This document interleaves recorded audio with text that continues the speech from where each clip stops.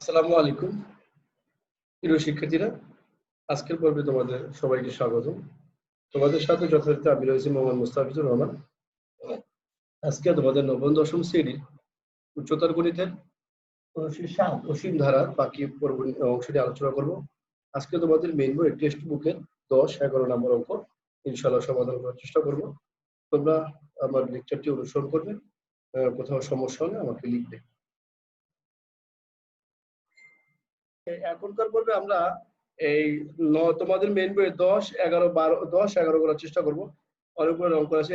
10 নম্বর অঙ্কটি তোমরা দেখতে পাচ্ছ, একটি অনুক্রমের n তম পথ un ইকুয়াল 1 ভাগের ফলে এখানে বলা হয়েছে যে অনুক্রমের un is less than 10 inverse minus 5 হলে n এর মান কিরূপ হবে, অর্থাৎ n এর মানটা কিরূপ হবে। খুব ছোট অঙ্ক, ওগুলো অবজেক্টিভ আসে। এবং বলা হয়েছে n is less than greater than যদি -10 to the power -5 হয় তাহলে n এর মান কিরূপ হবে। আরেকটি বলা হয়েছে un এর প্রান্তীয় মান n যথেষ্ট বড় হলে কত হবে। তাহলে আমরা প্রথম অঙ্কটা করব, খুব সহজভাবে করব, খুব সহজ। তা প্রথমে বলছে যে n এর মান কত হবে, n এর মান কিরূপ হবে, অর্থাৎ n এর মানের রূপটা কিরূপ হতে পারে সেটা আমাদের আলোচনা। তা প্রথমে আমরা লিখবো, দেওয়া আছে 10 এর ক নম্বর, তোমাদের মিলবে 10 এর ক নম্বর দেখতে পাবো, দেওয়া আছে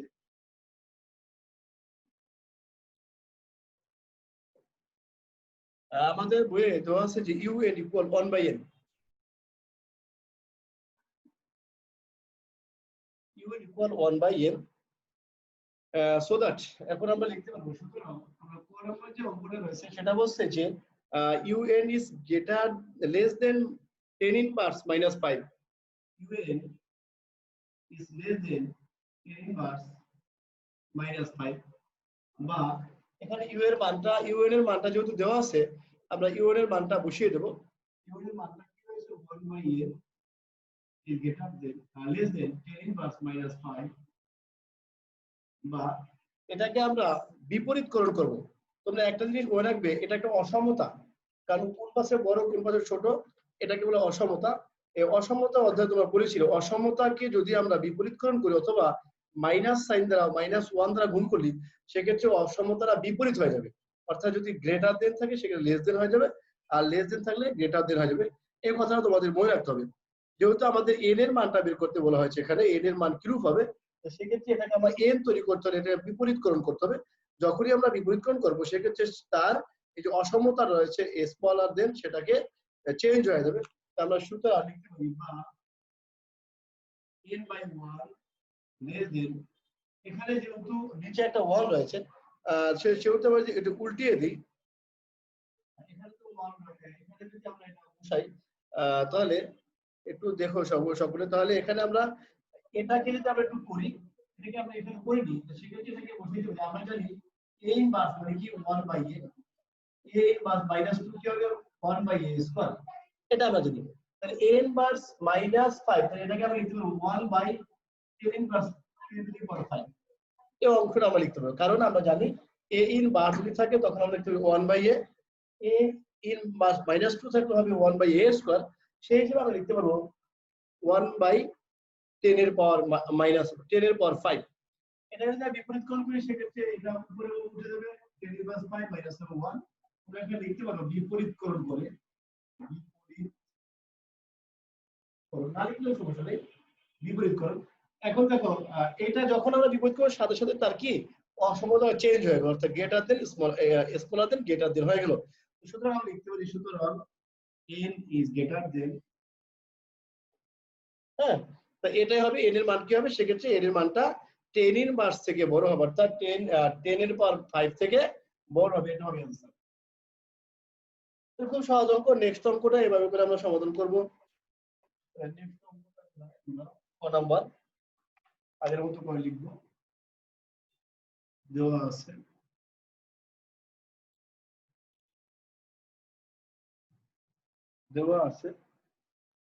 un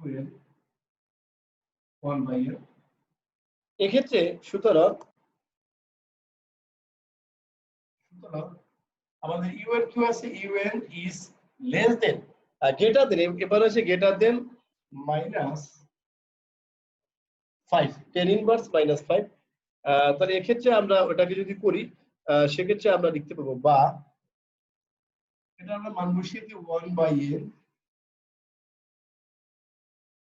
5 বা 1/n এটাকে আমরা লিখতে পারি 1/10 for 5। আচ্ছা 10 পরে যদি আমরা 5 পাই ঠিক একইভাবে n এর মান বের করতে হলে তাকে বিপরীতকরণ করতে হবে। যখনই বিপরীতকরণ করবো তখন মনে রাখবে যে সেক্ষেত্রে অসমতা থেকে চেঞ্জ হবে, উল্টে যাবে। আমরা লিখতে পারি বা এর ভাগের 1 10 inverse 5 minus 1, সুতরাং n is less than 10 inverse 5, এটা হবে তার অ্যান্সার। এক্ষেত্রে আমরা খ নম্বর উত্তরটা এরকম করে করতে পারবো। খুব সহজভাবে আমরা সমাধান করতে পারবো, কোনো সমস্যা আমাদের হবে না, কারণ এরকম অঙ্ক খুব সহজভাবে ইজিলি আমাদের সমাধান করা হয়।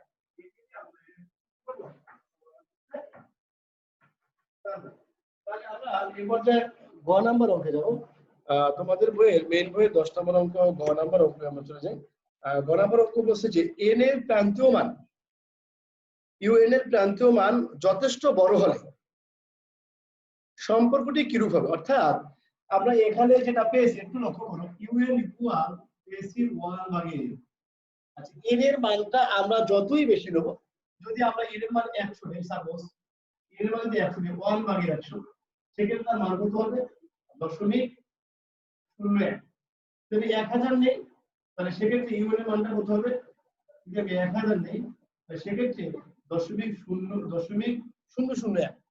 অর্থাৎ যতই আমি n এর মানটা বাড়াতে থাকবো ততই un এর মানটা কি হয়ে যাবে, কমতে থাকবে।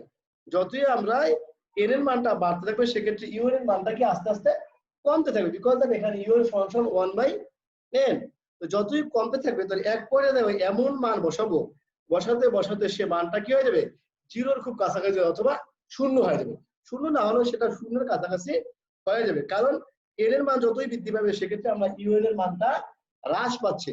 n এর মান যত বেশি হবে un এর মানটা তত কি হচ্ছে, হ্রাস পাচ্ছে। তাই বেশি হতে হতে এমন একটা পর্যায়ে যাবে যখন তার মানটা প্রায় শূন্যের কাছাকাছি চলে যাবে অথবা প্রায় শূন্য হবে। তা আমরা লিখতে পারবো আগের মতো দেওয়া আছে, খুব সহজ, এটাকে আমরা গণনা আকারে লিখতে হবে। তাহলে এটাকে আমরা গ নাম্বার লিখবো, গ নাম্বার দেওয়া আছে এটা। এখন এখানে আমি লিখবো যে n এর মান বৃদ্ধি করলে un এর মান কমতে থাকবে, n এর মান বা হ্রাস পেয়ে থাকবে। n এর মান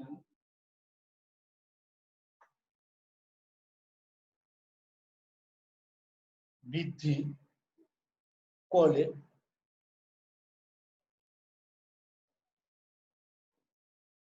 un এর মান কমতে থাকবে, কমতে থাকবে।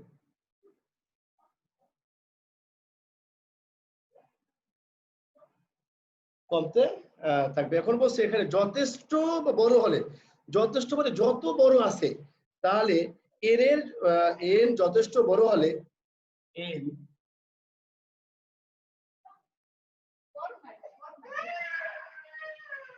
যথেষ্ট বড় হলে n যথেষ্ট বড় হলে un এর প্রান্ত মান কি হবে, শূন্য হবে। ফলে un এর প্রান্তীয় মান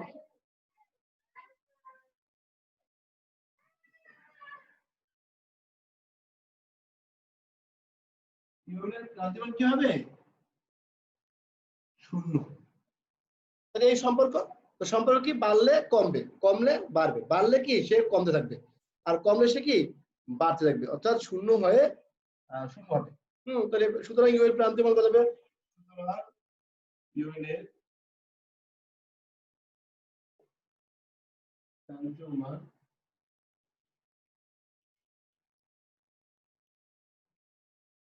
এখানে প্রান্তীয় মান বলছে যে একদম শেষ পর্যায়ে, যে আস্তে আস্তে যে শেষ পর্যায়ে যে মানটা হবে তাকে বলা হবে প্রান্তীয় মান। আশা করি তোমরা এই অঙ্ক 2-3টি খুব সুন্দর করে বুঝতে পেরেছো। আমরা পরবর্তী অঙ্কে যাব। এই পর্যায়ে আমি 11 নম্বর অঙ্কটি সমাধান করব। 11 নম্বর অঙ্কটি তোমাদের বইয়ে 11 নম্বর অঙ্কটি দেখতে লক্ষ্য করো। 11 নম্বর অঙ্কটি দেখতে পাচ্ছ যে বলা আছে যে প্রদত্ত সমীকরণ প্রদত্ত অসীম গুণোত্তর ধারার অসীম তট সমষ্টি যদি থাকে তবে তা নির্ণয়, অসীম তট সমষ্টি। আমরা প্রথম অঙ্কটা একটু লিখে দেখে তারপর আমি বোঝাচ্ছি কি আমি 11 ক রয়েছে 1 প্লাস 1 ভাগে 2 1 প্লাস 1 ভাগে 2 প্লাস 1 ভাগে 2 প্লাস 4 ভাগে 1 প্লাস 8 ভাগে 1। তা দেখা যাচ্ছে এখানে এটা একটা অসীম ধারা, এটা একটা অসীম ধারা। সমাধান এখানে বলা হয়েছে দেখো প্রদত্ত অসীম গুণোত্তর ধারার অসীম তট সমষ্টি যদি থাকে, অর্থাৎ অসীম তট সমষ্টি যদি থাকে তা নির্ণয় করে। এখন এখানে দেখতে হবে অসীম তট সমষ্টি কখন হবে এবং থাকবে কখন। এক্ষেত্রে এটা একটা গুণোত্তর ধারা হবে, বিকজ যে আমরা পড়েছিলাম অসীম তট সমষ্টির ক্ষেত্রে আর দরকার। তো গুণোত্তর ধারা এখানে বলা আছে গুণোত্তর ধারা। তো গুণোত্তর ধারার ক্ষেত্রে আর কে বলা হয় সাধারণ অনুপাত। আর কে বলা হয় সাধারণ অনুপাত। সবাই এদিকে লক্ষ্য করো, এই সাধারণ অনুপাত যদি আর এর মান সাধারণ অনুপাত এর আর মডুলাস করলে, মডুলাস তোমরা ষষ্ঠ শ্রেণীতে পড়েছিলাম, মডুলাস করলে, মডুলাস মানে কি যাই থাকুক না কেন তার মানটা পরম মান বলা হয়, তার মানটা প্লাস থাকুক আর মাইনাস থাকুক সেক্ষেত্রে তার মান হবে প্লাস, সেক্ষেত্রে তার মান হবে কি পজিটিভ। যদি আর এর মানটা এই লেস দেন, আর এর মান ইজ আর মডুলাস আমার লেস দেন 1 যদি হয় সেক্ষেত্রে এইটার অসীম তট সমষ্টি থাকবে। আর যদি সেক্ষেত্রে আর মডুলাস আবার গ্রেটার দেন 1 হয় সেক্ষেত্রে তার অসীম তট সমষ্টি থাকবে না। অসীম তট সমষ্টি কি থাকবে না। অর্থাৎ আমরা যে সাধারণ অনুপাতটা পাবো, যেহেতু গুণোত্তর ধারা রয়েছে সেক্ষেত্রে তার সাধারণ অনুপাতটা পাবো। যদি সাধারণ অনুপাতটা আমরা পেয়ে যাই, এই সাধারণ অনুপাতের মান এর মডুলাস যা হবে সেই মডুলাসটা যদি আমরা লেস দেন 1 হয় তখনই কেবলমাত্র তার অসীম তট সমষ্টি থাকবে। আর যদি সেটা গ্রেটার দেন 1 হয়, অর্থাৎ 1 এর চেয়ে যদি সেই মডুলাস আর এর মানটা বড় হয় সেক্ষেত্রে তার অসীম তট সমষ্টি থাকবে না। আর যদি তার অসীম তট সমষ্টি থাকে, দেখে নাও অসীম তট সমষ্টি S infinity, S infinity equal S infinity equal A divided by 1 minus R. এই হলো অসীম তল সমষ্টি নির্ণয় সূত্র। S infinity, infinity মানে অসীম, এটাকে বাংলায় বলা হয় অসীম, ইংরেজিতে বলা হয় infinity. S infinity equal A by 1 minus R. এটা অসীম তট সমাধান নির্ণয় সূত্র। তোমাদের বইয়ের 139 পৃষ্ঠায় এই কথাগুলো পাবে, ওখান থেকে দেখে নেবে সকলে। তাহলে আমরা প্রথম অঙ্কটা করে নিই। এখানে এ মানে প্রথম পদ, আর মানে সাধারণ অনুপাত। শিক্ষার্থী বন্ধুরা এই পর্যায়ে আমি পরবর্তী অঙ্কটা করব। তো লিখবো এখানে, এখানে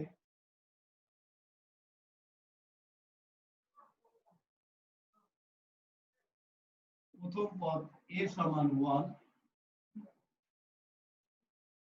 সাধারণ অনুপাত,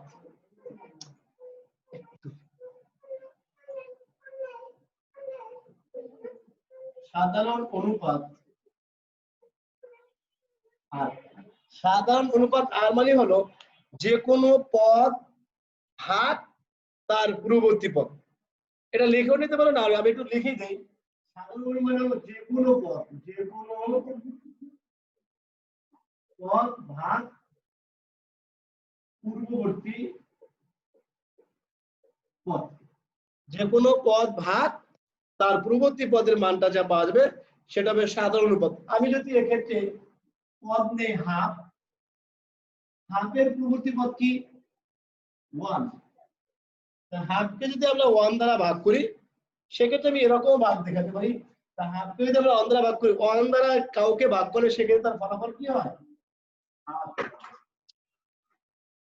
ঠিক তেমনি ভাবে তুমি যদি 1/4 কে হাফ দ্বারা ভাগ করো সেক্ষেত্রে হাফ হবে, 1/8 কে 1/4 দ্বারা ভাগ করো সেক্ষেত্রে হাফ হবে। এরপর যত কিছু হবে, অর্থাৎ প্রত্যেকটা অনুপাতের মান অর্থাৎ রেশিও ডিভিশনটা সকল ক্ষেত্রে সমান হবে। এই ধারাকে বলা হয় সেক্ষেত্রে গুণোত্তর ধারা। এখন আমরা দেখবো যে এটা অসীম তট হবে কিনা। আমি কি বলেছিলাম অসীম তট কখন হবে, যখন আর এর মানটা লেস দেন 1 হবে। আর এর মানটা কি লেস দেন 1 হবে। তাহলে লেখো যেহেতু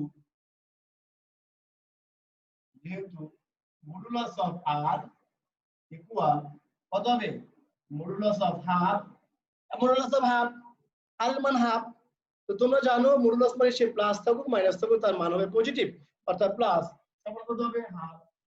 হাফ কি অবশ্যই 1 থেকে কি ছোট। হাফটা কি অবশ্যই অনেক থেকে ছোট হয়েছে।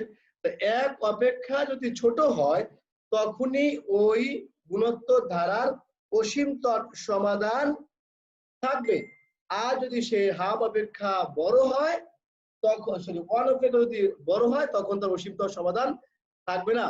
সুতরাং ধারাটির অসীমতর সমষ্টি আছে। সুতরাং ধারাটির অসীমতর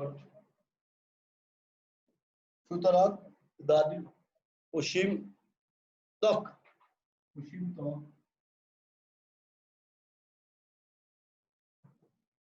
তুমি আসল লিখতে পারো অথবা বিদ্যমান লিখতে পারো। আসল লিখতে পারো অথবা কি লিখতে পারো অসীম ত্বক ত্বক সমষ্টি বিদ্যমান থাকে। তো অসীম ত্বক সমষ্টির আমরা সূত্র কি বলছিলাম? সুতরাং ধারাটির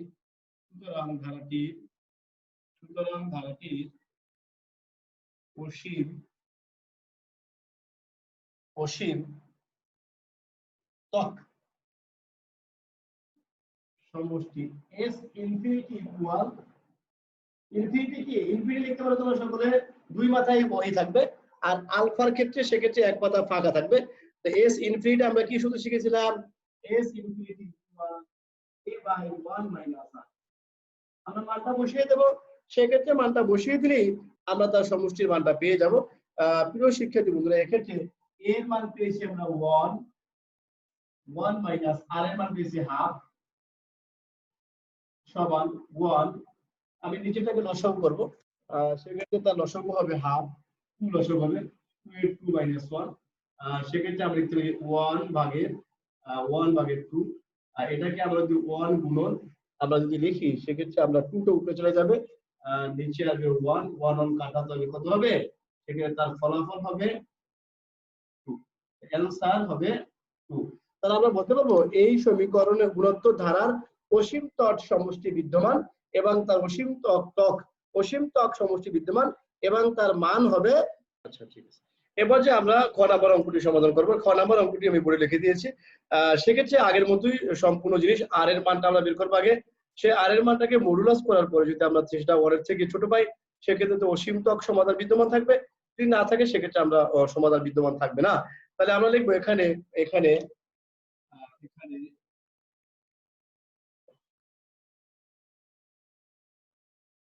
প্রথম পদ এটাকে আমরা এ দ্বারা কল্পনা করি 1/5 সাধারণ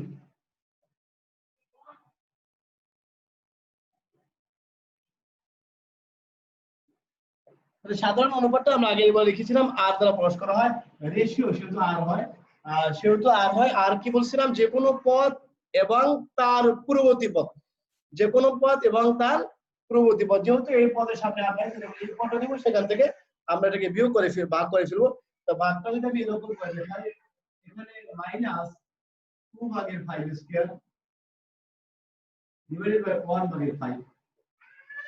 আমরা ভাগটা এরকম করে লিখলাম, ছোট অঙ্ক যেভাবে ভাগ করেছিলাম সেভাবে। তো আমি এটাকে লিখতে পারি উল্টিয়ে দিই, তাহলে 5 স্কয়ার মাইনাস 2 ইনটু এটা উল্টিয়ে দিলে 5/1, তাহলে মাইনাসটা থাকবে। এখানে উপরে একটি 5 নিচে দুইটি 5, তো সেক্ষেত্রে নিচ থেকে একটি 5 বাদ দিলে সেক্ষেত্রে থাকবে 2/5। এখন এই 2 যে 2 আপন মাইনাস 2 আপন যে 5 হলো তার আমরা মডুলাস করব। যেহেতু মডুলাস অফ r ইকুয়াল 5 2 আপন 5 ইজ মডুলাস অফ, আমি বলেছিলাম যে মডুলাস যাই হোক না কেন তার মান হবে পজিটিভ প্লাস, সেক্ষেত্রে আমরা লিখতে পারবো 2/5 ইজ গ্রেটার দ্যান 1। অর্থাৎ এই মানটা অবশ্যই কি অবশ্যই 1 এর থেকে ছোট হবে, বিকজ দ্যাট 5 কে 2 দ্বারা যদি 5 দ্বারা যদি 2 কে ভাগ করি যে অনুপাতটা হবে সেটা হবে তার থেকে ছোট। আমরা বলতে পারি সুতরাং ধারাটির অসীম ত্বক সমাধান বিদ্যমান। সুতরাং ধারাটির অসীম ত্বক সমাধান তুমি আসলে লিখতে পারো বিদ্যমান লিখতে পারো। তো অসীম ত্বক সমাধান বিদ্যমান থাকে, তো সুতরাং ধারাটির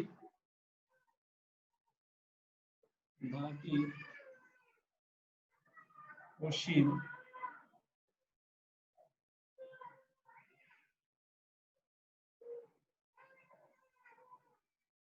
সমাধান ও সমষ্টি অসীম ত্বক সমষ্টি হবে, আমি সমাধান লিখে ফেলছিলাম বলে।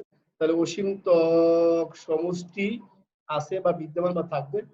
সমষ্টি আমরা কি লিখতে পারি?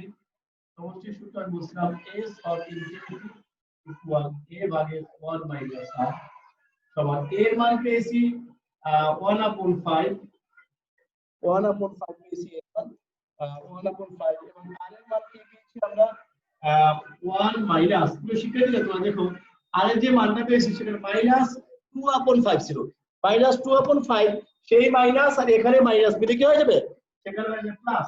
তাহলে এটা হলো 2/5 1/5 এখান থেকে আমরা লসাগু করি, সেক্ষেত্রে সেই লসাগু হবে 5 যদি হয় 5 এর 5 প্লাস 2 5 এর 5 যদি হয় সেক্ষেত্রে আমরা লিখতে পারি, তো এটাকে আমরা হিসাব যদি করি সেক্ষেত্রে আমি পাশে লিখি, পাশে লিখলে লিখতে পারবো 1/5 কিন্তু এটাকে তো উল্টিয়ে দেব, উপরে 5/7 তাহলে মান পাবো 5 কাটা 1/7, তোমার অ্যানসার হবে 1/7 অর্থাৎ 7 ভাগের 1/7 আশা করি তোমরা এটা।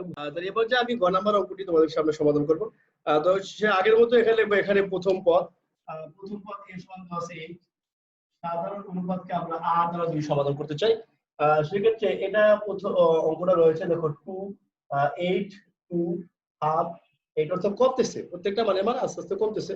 তারপর যদি ভাগ করে থাকি সেক্ষেত্রে আমি লিখতে পারবো যে কোনো পদ ডিভাইডেড পূর্ববর্তী পদ, তাহলে 2 ভাগ 8 এটাকে আমি এরকম লিখতে পারি 2 ভাগের 8 ইকুয়াল 1 ভাগের 4 1/4 যদি আমরা এরকম লিখতে চাই। এখন আমরা এটাকে মডুলাস করব আগের মতো, যেহেতু আমরা লিখবো যেহেতু মডুলাস অফ r ইকুয়াল 1/4 তার মডুল ইকুয়াল 1/4, অর্থাৎ মডুলাস করলে আমি আবার বলতেছি সেক্ষেত্রে তার প্লাস মাইনাসে যাই হোক না কেন তার মানটা প্লাস হবে। অবশ্যই 1/4 ইজ লেস দেন 1, অর্থাৎ সেটা 1 এর তুলনায় কি অবশ্যই সেটা 1 এর চেয়ে ছোট। যখনই 1 এর চেয়ে ছোট হবে তখনই আমি বলতে পারবো এই ধারাটির অসীম ত্বক সমাধান বিদ্যমান থাকবে। সুতরাং আমরা বলতে পারি যে যেহেতু সুতরাং ধারাটি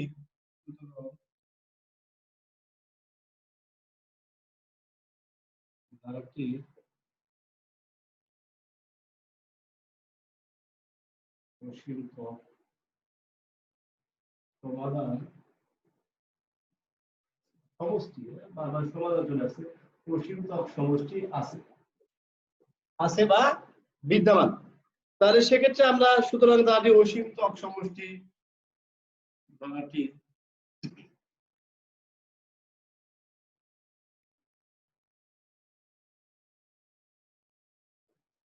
s ইনফিনিটি ইকুয়াল a ভাগের 1 মাইনাস r সমান a এর মান আমরা পেয়েছিলাম 8, 1 মাইনাস r এর মান পেয়েছি 1/4 1/4, তাহলে আমরা লিখতে পারবো এটাকে যদি আমরা একটু সমাধান করি সেক্ষেত্রে আমরা লিখতে পারবো উপরে চলে আসবে 8 নিচে আসবে 4 লসাগু 4 minus 1, that is why 4 divided by 3 minus 4 divided by 3 minus 4, আমরা একটু যদি এটাকে গুণ করে ফেলি সেখানে লিখব 4 into 4 ভাগের 3, তাহলে লিখতে পারি 24 ভাগের 4 এটা 32 32 ভাগের 3 32 ভাগের 3 এটাই হবে आंसर। आंसर লিখে দিবে 32/3। এভাবে আমরা বাকি অঙ্কগুলো আমরা এভাবেই করতে পারবো,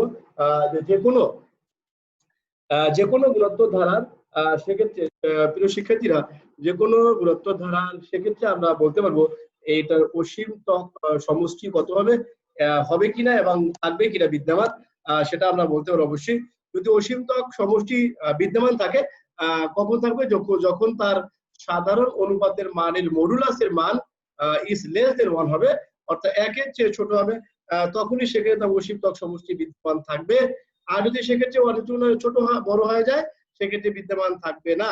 আর যদি অসীমতক সমষ্টি বিদ্যমান থাকে তখন তার সূত্র হবে s infinity equal a by 1 minus r. আশা করি তোমরা এই এতটুকু বুঝতে পেরেছো।